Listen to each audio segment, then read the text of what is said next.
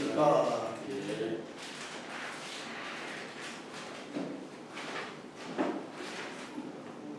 저도 방학은 뭐 편하게는 잘 지냈는데 이게 하도 날씨가 더워가지고 더위 먹었어요. 더위를 먹어서.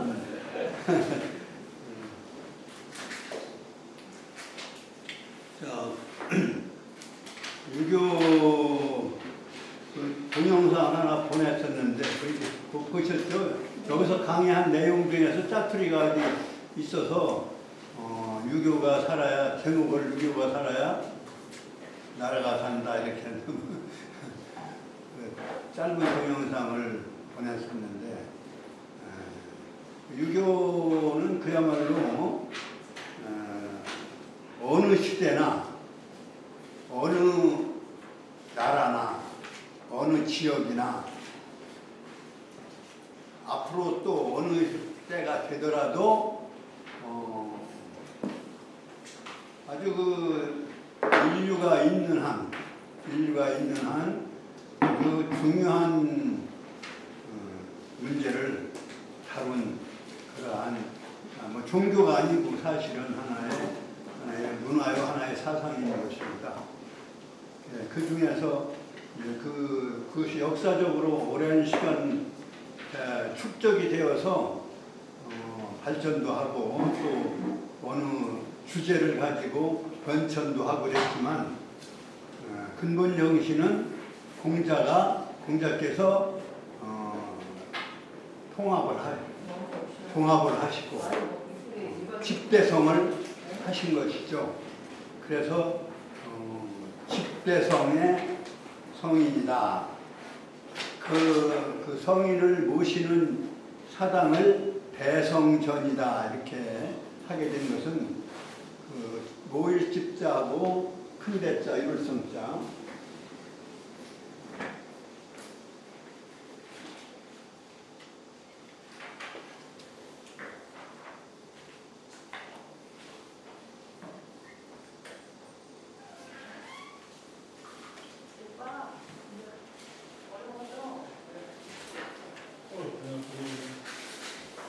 집대성은 사실 성인이다 이런 뜻에서 대성을 강조해서 그 사당을 대성전이다.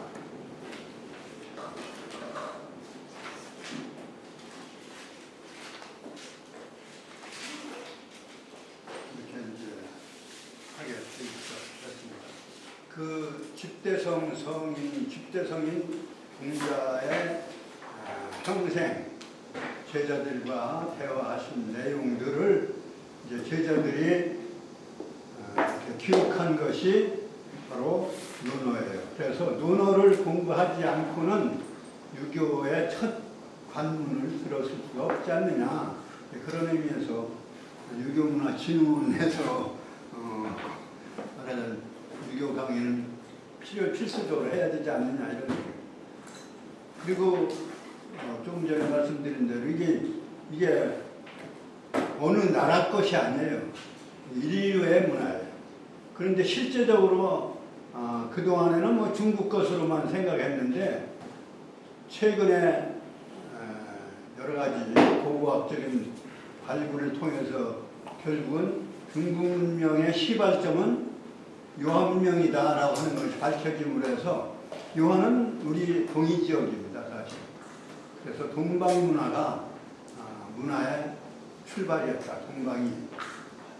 그리고 그 동방의 동이족이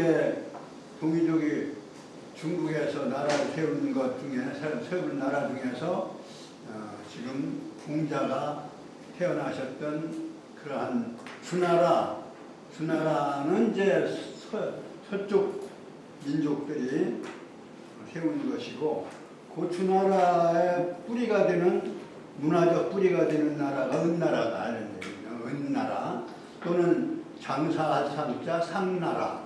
이 상나라의 그 민족이 동이족이에요. 그러니까 요한문명의 뿌리를 둔 동이족이 중원을 지배했던, 그 여러 세대를 지배했는데, 그 지배했던 그러한 시기에 말하자면 유교 문화가 꽃을 피우고 그것을 이어받은 것이 이제 주나라인데, 이 주나라의 말기에 공자께서 집대성을 하셨다. 그런데 공자의 혈통도 은나라, 상나라의 혈통이에요. 상나라의 왕족이 말하자면 그 봉건 국가가 되면서 그 왕족을 미자라고 하는 은나라의 현자, 왕손 중에 현자인 미자를 기자, 미자, 비간이라고 하는 은나라의 3인이라고 해서 세 사람의 어진 사람, 그 3인 중에 하나인 3인 다 은나라 사람이지만 은나라 혈통이지만 특히 이제 그 중에 하나인 미자는 그 주나라에 대해서 주나라가 말하자면 정복을 하면서 스스로 죽거나 또는 충신으로 해서 몸을 바치거나 이러지 않고 그 혈통을 위해서 사실은 주나라에 복속을 한 거예요. 그 미자의 자손인 미자가 봉해진 나라가 송나라. 송나라가 이제 송나라였는데 그 송나라의 혈통으로 이어서 여왕이라고 하는 그 왕 때 왕이 이제 공자의 조상이에요. 그러니까 그런데 이제 그때 이제 노나라로 그 후에 이제 노나라도 이제 봉건 국가죠. 송나라, 노나라. 이게 송나라 후대 송나라 있는데 그때 송이 아니고 주나라가 봉건한 국가 중에 송나라가 있었어요. 그 송나라가 바로 이제 공자의 선조인 미자라고 하는 은나라의 왕손에게 송나라를 봉해 주었어요. 이게 그 송나라의 혈통의 왕이 말하자면 여왕이 아니라 여공이 공자의 조상. 그러니까 그 은나라의 혈통을 이어받은 것이 공자예요. 혈통으로 따지면 이거 동이족이다.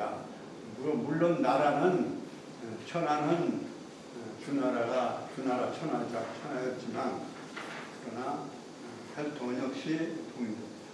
그래서 역대 유교를 집대성한 분이 동이혈통이고 그 이전에 요순이라든가 이런 분들이 다 동이에 속하고 그 다음에 은나라 탕왕, 상나라 탕왕이나 기자, 미자, 비간이 이분들이 다 유교의 전통을 이으신 그 동이족입니다. 그러니까 이게 역사적으로나 보면 확실하게 동방에서 기원한 그러한 세계 최초의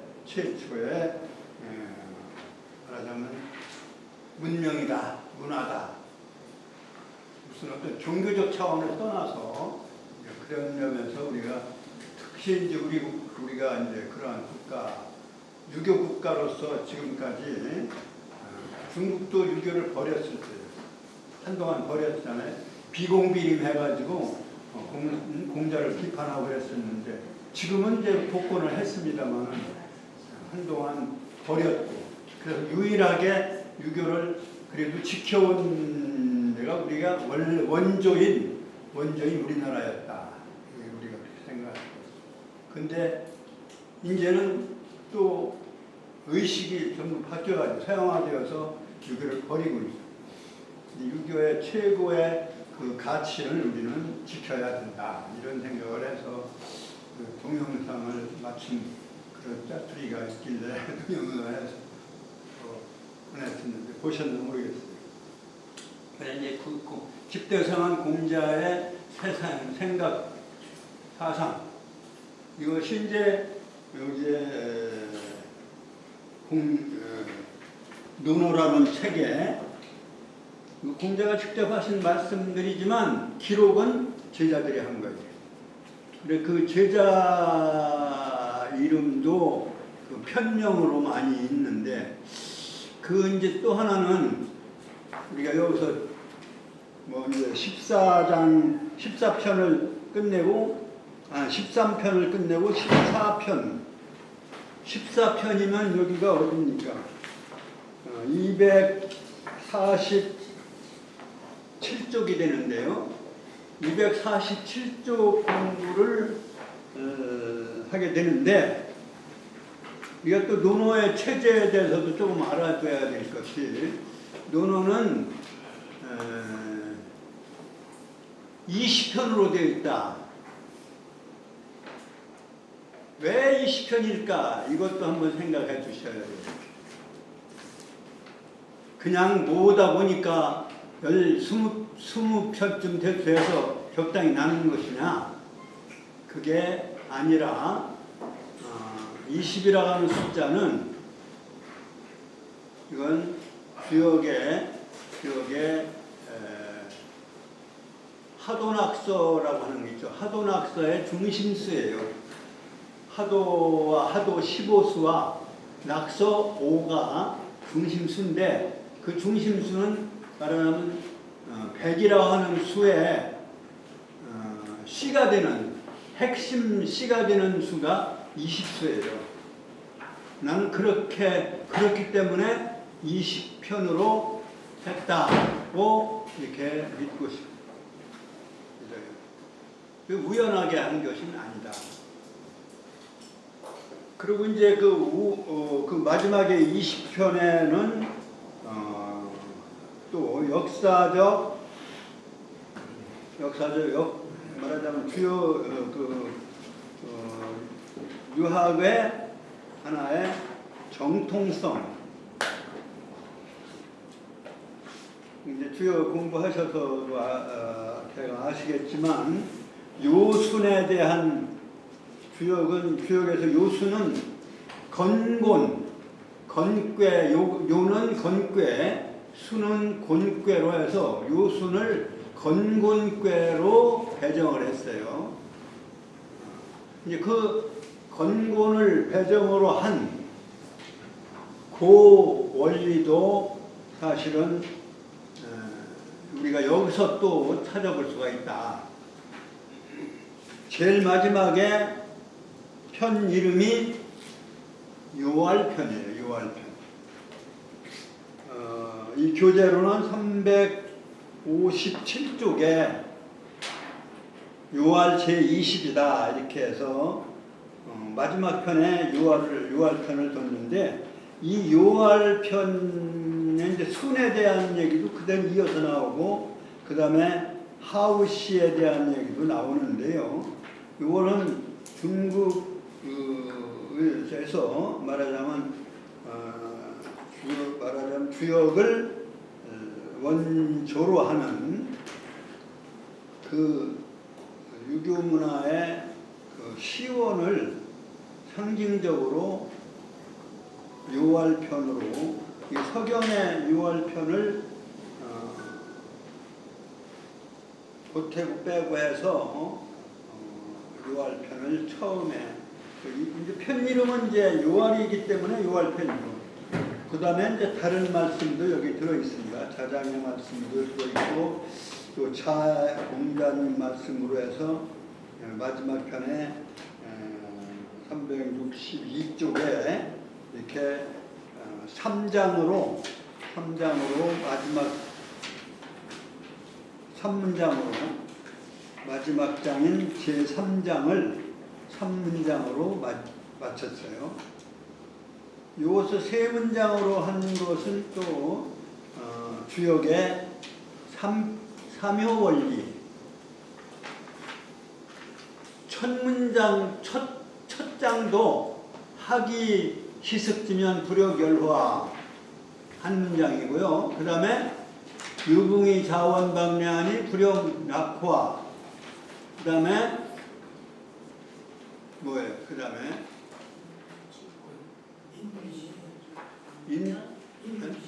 인부지 불원이면 불역분자와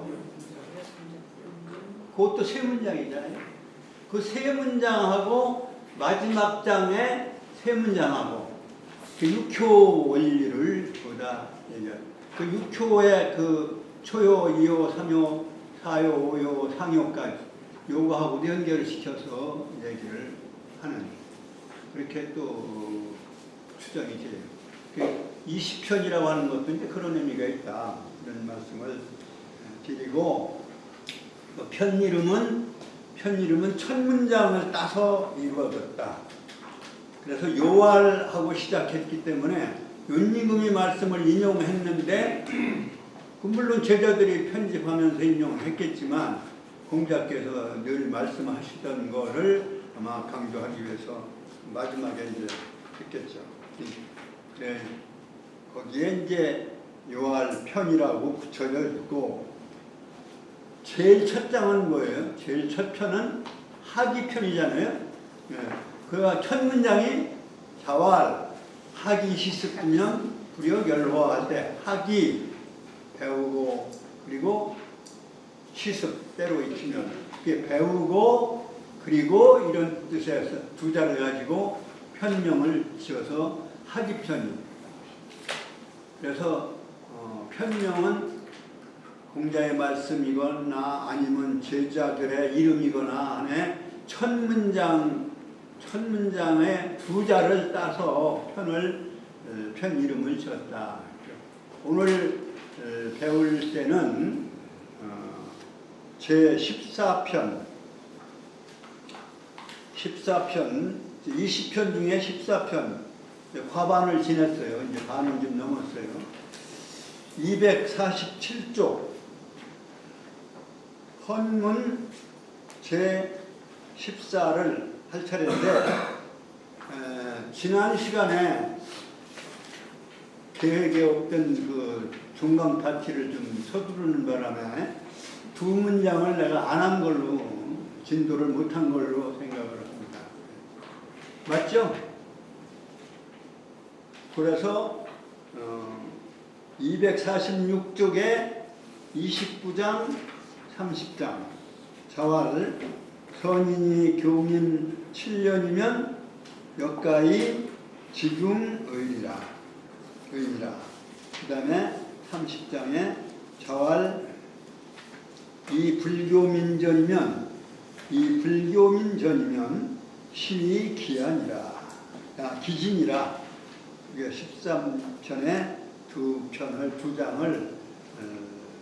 미처 다 이루지 못하고 했어요. 그래서 그것도 그럼 이게 이제 주역식으로 얘기하면 종주규시예요. 종시. 그러니까 방학 전에 종을 이어서 지금 종하고 그 다음에 새로운 방학 후에 시작이라서 종시 원리로 이렇게 딱 들어맞는다고 생각을 합니다. 그것도 억지지만 의미를 부여하겠습니다. 그러면 그 29, 30장 들어가기 전에 한 문장만 우리가 기억을 되살리기 위해서 읽도록 하겠습니다. 그러니까 245장 5페이지 245페이지. 눈의 책 있나요? 네. 눈의 책 있으면 우선 저기 우리 새로 오신 선생님 드렸나요? 예. 빌려주셨어요. 먼저 드렸어요. 예. 책이 여유가 있으면 지금 뭐 드렸어요. 여유는 없더라고요. 네, 자루가 묻기를 어떻게 해야만 이것을 선비라고 이룰 수 있겠습니까? 선비는 어떤 사람이냐? 글자로 말하면 저는 글자로 해석은 여러 번 했어요. 열을 하나보다 더 크게 여기는 사람. 그럼 열이 상징하는 건 뭐냐? 글자 풀이 하는 거예요. 파자풀이라고도 할 수 있는데 그 여기 지사문자에서 열십자, 한일자, 손 이런 것들은 형상은 상당히 중요시되니까 우리가 한자를 이해하는데 꼭 필요하다 이렇게 생각을 합니다. 열십자가 들어가는 글자들이 많이 있고 한일자 들어가는 글자들이 많은데 열은 열매를 맺는 완성을 책임지는 건 완성을 시키는 존재는 하느님, 정신적인 것까지를 해야 완성이에요. 그래서 열은 정신세계, 하늘의 세계, 천도의 세계, 한일자는 땅의 공간의 평지부터 시작한다. 그래서 하늘에 그 열십자는 이제 씨라는 우리가 열매라고 할 때 열이라고 하는 것도 열다라고 하는 말도 열십자로 열로 열어간다 하는 뜻에서 열다. 그래서 열이라는 말은 문을 열다에 개자의 뜻만 있는 게 아니고 뭐예요? 열매가 열다라는 열이 뜻이 있습니다. 그래서 열다라고 하는 말은 열매가 열다라고 하는 말은 식으로 완성되었다 이런 뜻입니다. 그래서 그 열매를 작은 걸로 작게 쓰면 그 열매가 땅에 떨어진 모습이다. 그 땅은 뭐냐? 그건 흙으로 되어 있으니까 그것을 흙토라고 하고 그리고 이제 큰 열십자를 크게 쓰고 한일자를 작게 하면 이거는 하늘의 정신세계, 하늘의 뜻을 땅의 물질적인 것보다 더 크게 여기는 사람, 여기는 존재. 그래서 선비 사자가 된다. 그 똑같이 열십자하고 한일자하고 합쳐져서 이루어진 글자지만 그러한 상징성으로 한자가 이루어졌다. 잘 생각해요. 이 지사문자 특히 숫자는 아주 중요한 그런 의미를 담고 있습니다. 그래서 여기 사자라고 하는 말은 여기 선비라고 하는 말은 말하자면 정신적인 거를 물질적인 것보다 간단하게 설명해서 물질적인 것보다 더 크게 여기는 가치 있게 여기는 사람을 말합니다. 그러니까 어떻게 해야만 선비라고 이룰 수 있겠습니까? 하고 자로가 이제 물으니까 공자 말씀하시기를 절절시시하며 이이여야 하면 절절은 뭐 간절하다 이런 얘기. 간절하고 간절하게 성실하게 그리고 시자는 힘쓸 시자예요. 그러니까 성실하고 그리고 노력하는 그렇게 하며 그 다음에 이여야면 이는 이게 화할 이자예요. 화목할 이자예요. 말하자면 썩내거나 성질 내지 않고 이렇게 화할 화자예요. 화할 이자예요. 그러니까 그것을 두 자를 쓰므로 해서 하나의 말하자면 뭐예요? 무슨 명사라고 해야 되나? 의태어라고 할까요? 의성어도 되고 의태어도 되는데 한자에서는 두 자를 써서 의태어를 많이 만들어서 지금 여기 절절도 마찬가지고 시시도 마찬가지고 그 다음에 이도 마찬가지 하나의 태도를 나타내는 의태어다 이렇게 화하고 화한 가티려자는 그러한 상태를 지속하는 것을 의미하는 거예요. 그래서 이하게 이롭게 화목하게 화평하게 하면 선비라고 이룰 수가 있으니 그러면 선비는 이 두 가지 절절시시와 이라고 하는 두 가지의 조건을 갖추면 선비라고 한다. 그런데 이 절절시시와 이라고 하는 개념은 그러한 의미는 어디에서 온 거냐 하는 것을 공자가 설명하신 거예요. 친구 간의 관계는 절절시시다. 그러니까 성실하도록 서로 이렇게 정을 주고 성실하게 대하는 것이 절절시시고, 그 다음에 형제 간에 우애롭고 화목한 것은 이이다, 이런 얘기죠.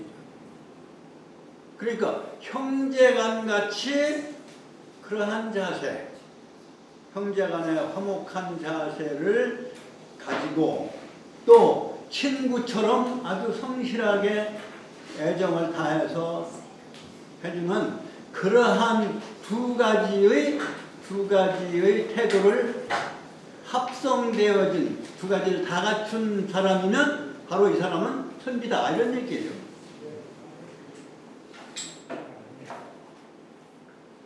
그러니까 구체적으로 어떻게 하고 뭐 어떻게 하고 뭐 이러한 행동 강령을 설명한 게 아니고, 친구관계처럼 절절시시하고, 그러고 형제간처럼 사람을 대하는데 형제간처럼 이이한 모습을 가진 두 가지를 다 갖춘 사람이면 바로 이 사람이 선비다, 이런 얘기. 자, 그러면 요걸 정리를 해서 성독을 하겠습니다. 자로문활 시작. 자로문활 하여라야 사가위시 사의니 있고 잘 절절시시하며 이어야면 가위사의니 부무엔 절절시시요 형제니라.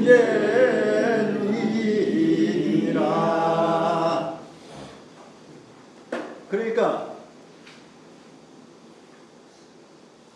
하나를 물었는데 가르쳐주기는 세 가지를 가르쳐주신 거예요, 사실은.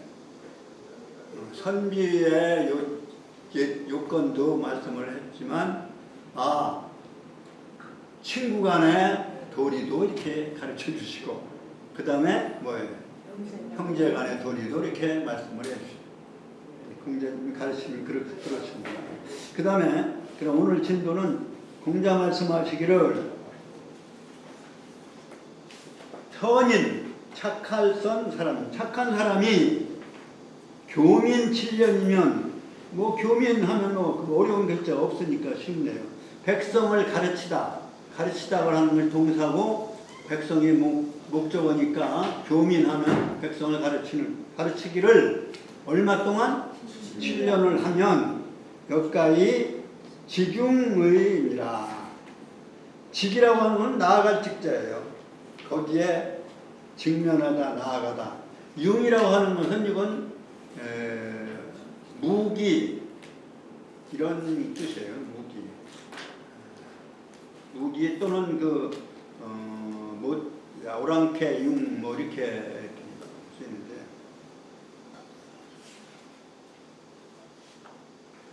그러니까 오랑캐와 전쟁을 나아가는 그러한 것을 말합니다. 거기다 비유를 하셨어요. 그러니까 불의로운 자들의 침략을 막아내는 바로 그러한 데까지 이룰 수가 있다. 가인은 뭐뭐 할 수 있다는 얘기고, 직은 직면하다는 얘기니까 그 전쟁에 직면할 수 있다. 백성을 7년을 가르치면 전쟁을 해서도 이길 수 있다, 이런 얘기를 상대하고 있습니다.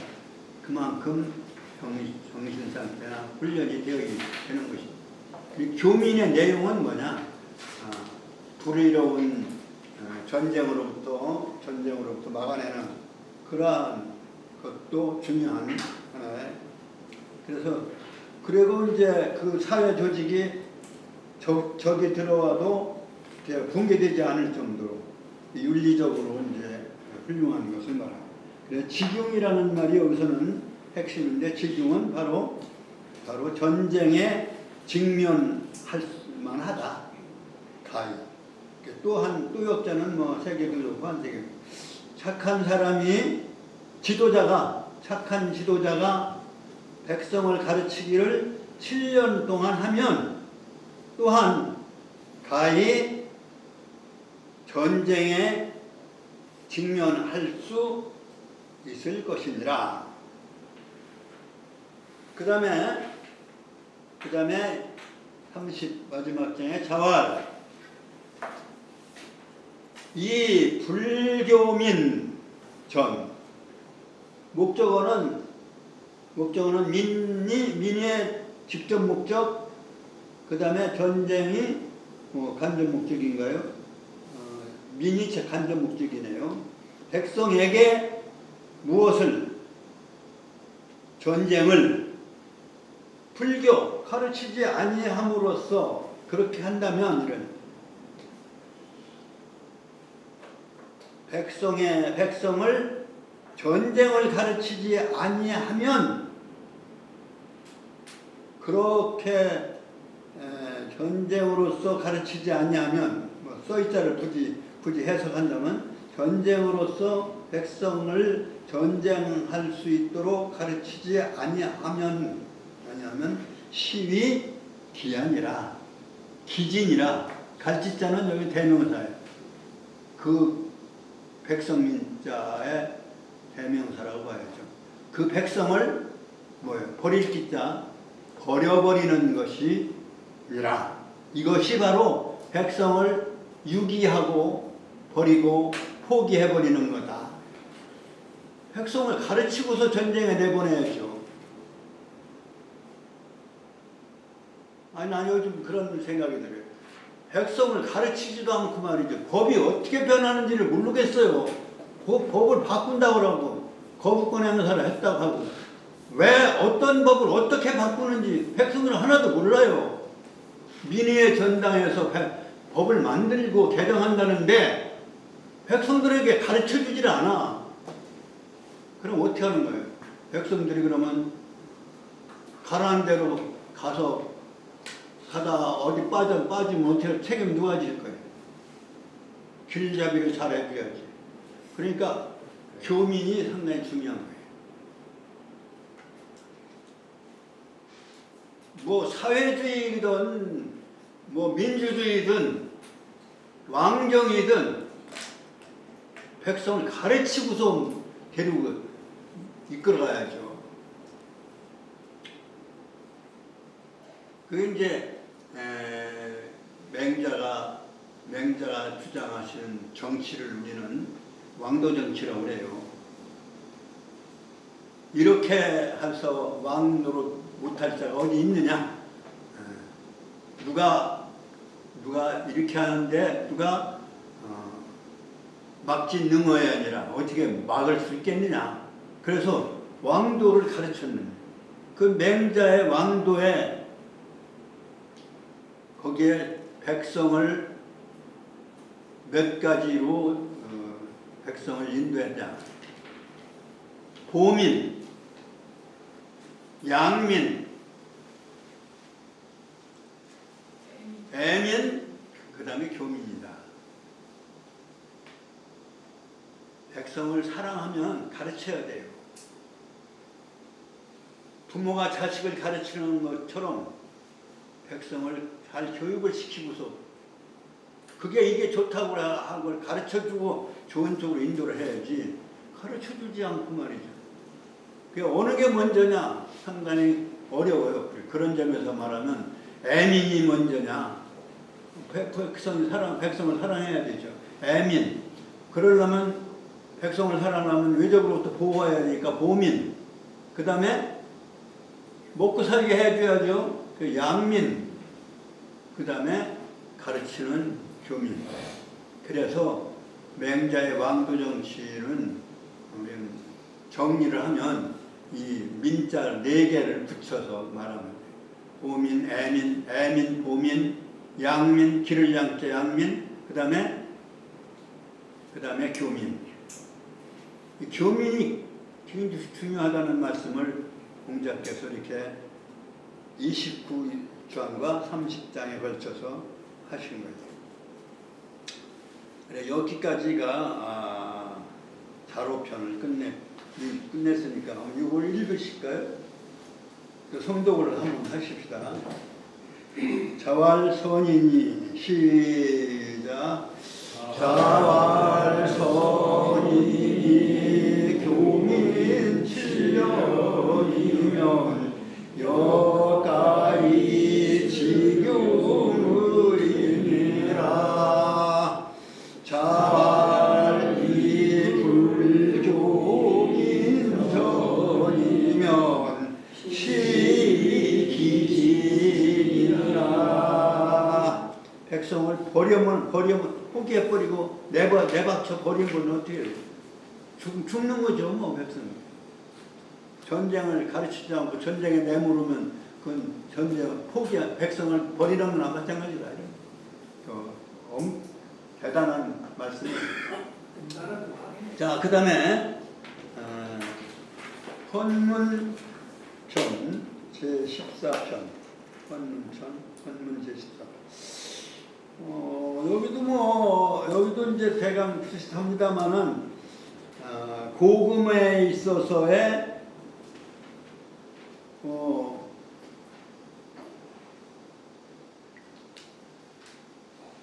현명하고 어리석고, 그리고 착하고 악한 그러한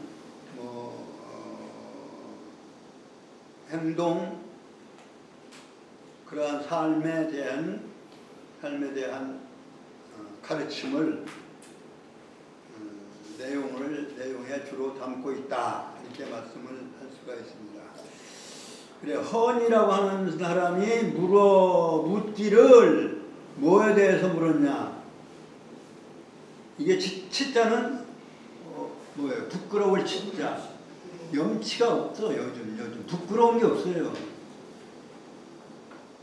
죄의식도 없고 부끄러움도 없고 그래요. 그러니까 헌이라고 하는 제자가 부끄러움에 대해서 물은데, 그래서 편명은 헌문입니다. 뭐에 대해서 물은 거에 대해서 뭐 내용은 아니고 물은 것만 얘기를 한 거예요. 이렇게 헌이 묻기를 하고서 시작하는 문장으로 이루어지는 것이 바로 헌문편입니다. 헌문 제14번째이기 때문에 제14 헌문편, 헌문 제14편, 헌문 제14 이렇게 읽으면 되겠고, 헌이라고 하는 사람은 뭐냐? 어떤 사람이냐? 헌이라고 하는 사람은 그 이제 작은 주석에 보면 헌은 원사라고 하는 사람의 이름이다. 이 원사는 누구냐면 바로 공자의 제자예요. 그런데 원자가 성이고 얻어원자가 성자고, 그 사라고 하는 거는 원래 이름이 헌이고요. 이게 사라고로 불렀던 것은 그때는 이제 제자들에게도 자가 있어요. 자. 그때는 호는 없었을 때니까 자요. 자가 뭐냐면 아들 자자를 붙이고 거기다가 그다음 글자가 이제 다 자로, 자사 뭐 이렇게 나오는, 이게 그 사람은 자사예요. 자로, 자공 뭐 이렇게 해서 자자가 붙고, 그건 뭐 제자라는 뜻일 거예요. 제자로서의 누구. 근데 이 사람은 이름은 헌이요. 원헌이요. 그러니까 원헌이고, 자가 자사예요. 아들 자자에다가 요 생각사자를 썼어요. 자사.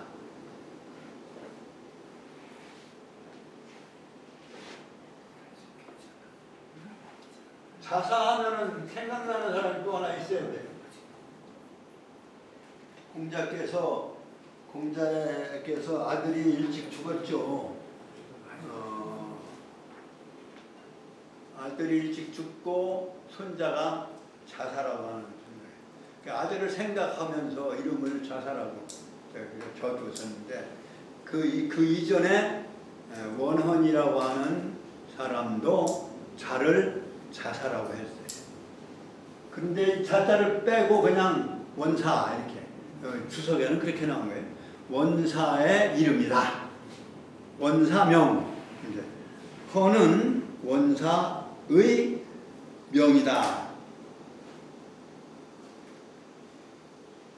그러면 이제 의문이 풀렸죠. 그런데 다른 거를 묻지 않고 이제 부끄러움에 대해서 물었어요. 우리가 예의염치라고 하는 말이 네 가지 기둥이다 이렇게 하면 예의염치가 있어야 됩니다. 염치라고 할 때는 청렴할 염자인데 우리가 염치가 변해서 얌체 뭐 이렇게 나오는 변화가 됐는데 염자를 붙여서 그렇지 사실은 부끄러움, 염과 부끄러움, 청렴함과 부끄러움을 합쳐서 한 것이 염치예요. 그래 염치란 말을 붙여서 쓰면 개념이 더 넓어진 거고 여기서는 그냥 부끄러움 하나를 얘기해요. 부끄러움에 대해서 물은데 공자 말씀하시기를 자갈 방유도에 곡하며 방무도에 곡이 치하니라. 뭐 어려운 글자가 없어요. 방은 나라방자예요. 나라 국자보다 조금 작은 나라까지를 포함해서 쓸 때 방이라고 하는 거예요.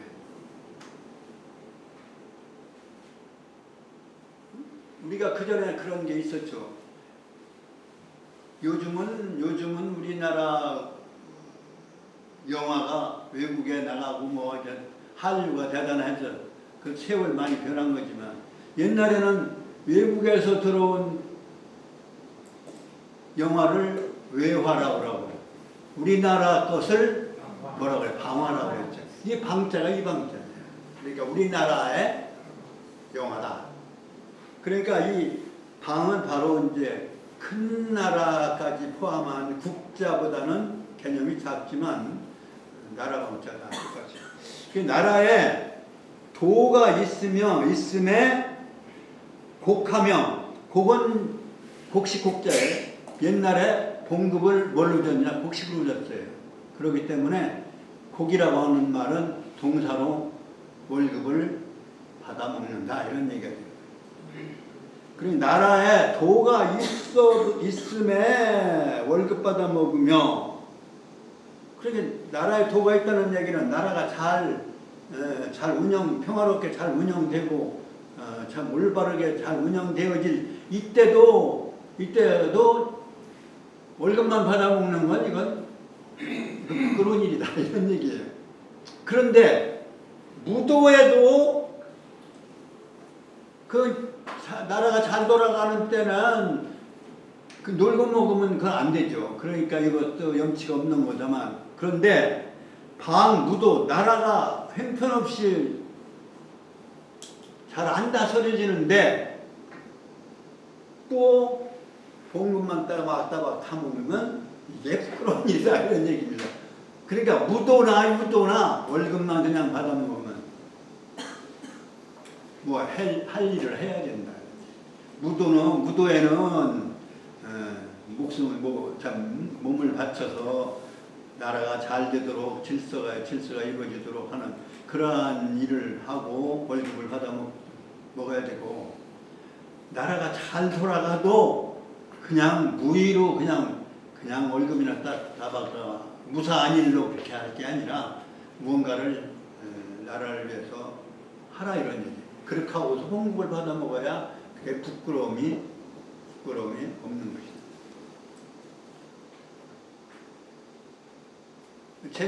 재밌는 얘기잖아요. 유도에도 곡이 치고 무도에도 곡이 치여요. 그러니까 제 할 일을 잘 하라. 그래야 된다. 그래야 부끄러운 일이 아니다.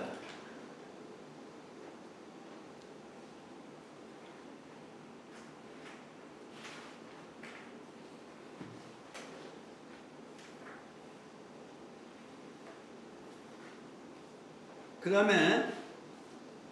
다음에 2장에 극 벌, 그 다음에 원, 요. 요거는 한 단어가 아니라 네 가지 말을 합성해 놓은 겁니다.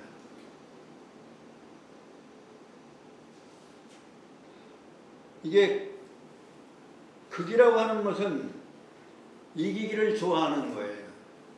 자승지벽이 있는 거예요. 남을 이겨 먹으려고 하는 그러한 극. 그 다음에 벌은 뭐냐면 칠벌자인데 원래는 여기 이때는 자랑할 벌자입니다. 자랑.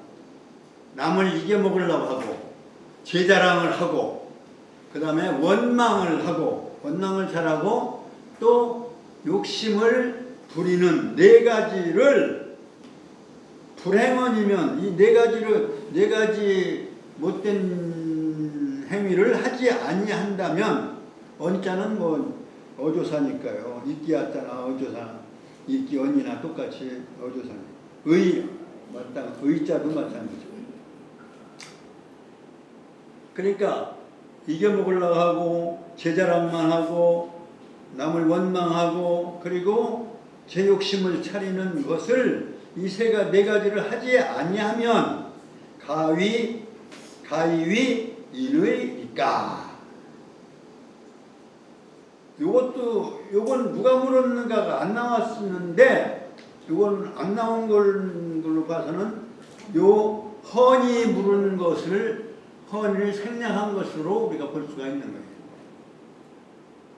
왜? 그 헌이 물은 다음에 바로 묻는 얘기로 시작했으니까 불행원이면 가위위 인의이까 물었으니까 이거는 헌이 물은 거예요. 그러니까 이 세 가지를 하지 아니하면 인이라고 가위 할 수 있습니까? 자왈 공자 말씀하시기를 가위위 난의언이와 어렵다고는 할 수 있거니와 그러니까 극벌원욕을 하지 않는 것이 쉬운 일은 아니다 이거예요. 어려운 일이거니와 그렇거니와 그렇다고는 할 수 있거니와 인즉 오부지하라. 아니다라고는 또 안 하셨어요. 인에 대해서는 이제 인을 다 대표할 수 있는 것은 아니다. 근데 그런 아니다라는 말씀을 부정을 안 하시고 나 거기에 대해서 자세히 물어봤다 이렇게 말씀을 돌리셨어요.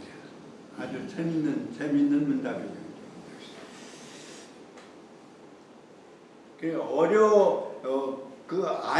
어려운 일이기는 어렵다고는 할 수 있거니와 인에 대해서만은 인이라고 한다고 하는 점에 대해서는 내가 아직 못하겠다. 확실하게 답을 줄 수 없다 이런 얘기예요. 알지 못하겠다. 거기 그냥 자신 있다. 그러면 요 두 장을 성독을 하고 오늘 시간을 마치겠습니다. 헌문 제14라 헌임시한대 헌문 제14라 시작. 헌문 제14라 헌임시한대 자왈 방무도에 고가녀 방무도에 고기치아니라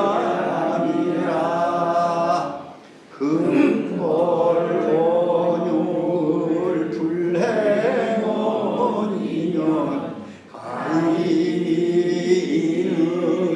가인의리까 자왈 가인이나의연이와 인증고 부지야케라. 쓰겠습니다.